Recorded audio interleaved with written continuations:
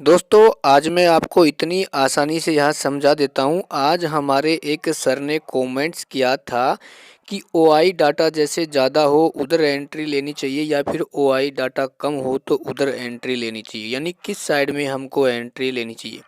देखो दोस्तों, सबसे पहले आप जैसे यहाँ देख सकते हैं, जैसे मान लो कि भाई आज जो मार्केट है 22,474 पे क्या है बंद हुआ है ना। तो आपको ओआई डाटा के आधार पर किस प्रकार आप एंट्री ले सकते हो, उससे पहले मैं आपको यहाँ बता देता हूँ कि ओआई है वो कितनी होनी चाहिए। देखो दोस्तों, ओआई है वो कम से कम 2 गुना डिफरेंस होना चाहिए, ठीक है। जैसे पुट की ओआई है, इधर आप देख सकते हैं जैसे 22,480 लाख है, ठीक है। और जो कॉल साइड की ओआई 40 लाख, यानी इसमें 2 गुना डिफरेंस है ना। तो 2 गुना डिफरेंस का मतलब ये हुआ कि भाई मार्केट ऊपर जाने की पूरी पूरी संभावना है, ठीक है ना। तो अपन को एंट्री लेने से पहले पहले क्या देखना है वो मैं आपको यहाँ बता देता हूँ। उससे पहले दोस्तों, मैंने आपके लिए ओआई और ओआई चेंज की जो स्ट्रेटजी है उसकी पीडीएफ नोट्स बना दिए हैं, लिंक डिस्क्रिप्शन में दिया हुआ है, आप उसका फायदा उठा सकते हैं, ठीक है ना।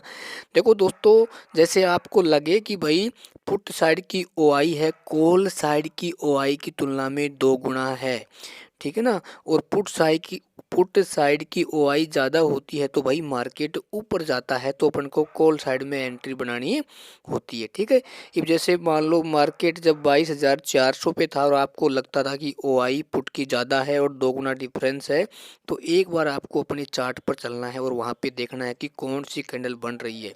दोस्तों मैंने यहाँ पर, आप यहाँ देख सकते हैं जैसे 22,400 है, ठीक है ना। तो आप यहाँ पे देख सकते हैं पहले एक यहाँ रेड यानी बेरिश कैंडल बनी। उसके बाद दोस्तों यहाँ जो एक बुलिश कैंडल बनती है वो इस रेड कैंडल के ऊपर की ओर क्लोज कर देती है ना। तो इसका मतलब संकेत ये हुआ कि भाई ओआई डाटा भी संकेत दे रहा है कि मार्केट ऊपर जाएगा।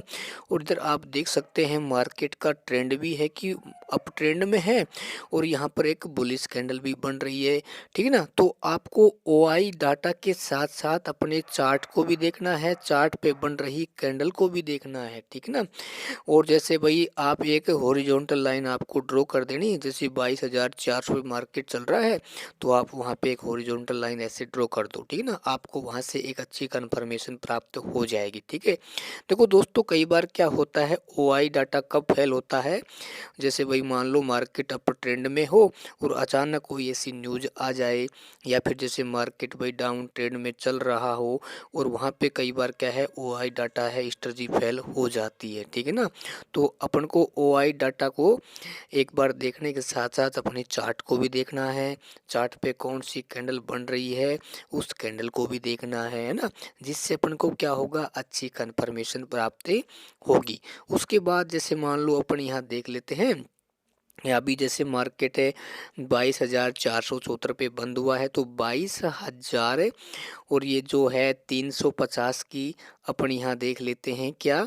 पुट साइड की ओआई 43 लाख है, कॉल साइड की कितनी है भाई, यहाँ पे लगभग 9 लाख है, यानी ये लगभग 5 गुना डिफरेंस है ना। तो मैं आपको दिखा देता हूँ 22,350 पे, ठीक है। चलो भाई, मैं आपको इसको 22,350 पे एक बार लगा के इसको दिखा देता हूँ दोस्तों। 22,350, देखो एक दो पॉइंट ऊपर नीचे हो जाएं तो वो आप कोई दिक्कत वाली बात नहीं, ठीक है ना। जैसे अपन यहाँ पे लगाया तो उसके बाद अपन को लगता है कि भाई मार्केट 22,350 पे आ चुका है और ओआई डाटा है वो भी ज़्यादा है पुट साइड का, ठीक है। और हमें संकेत मिल रहे हैं मार्केट का अप ट्रेंड है वो ऊपर की ओर है, ठीक ना।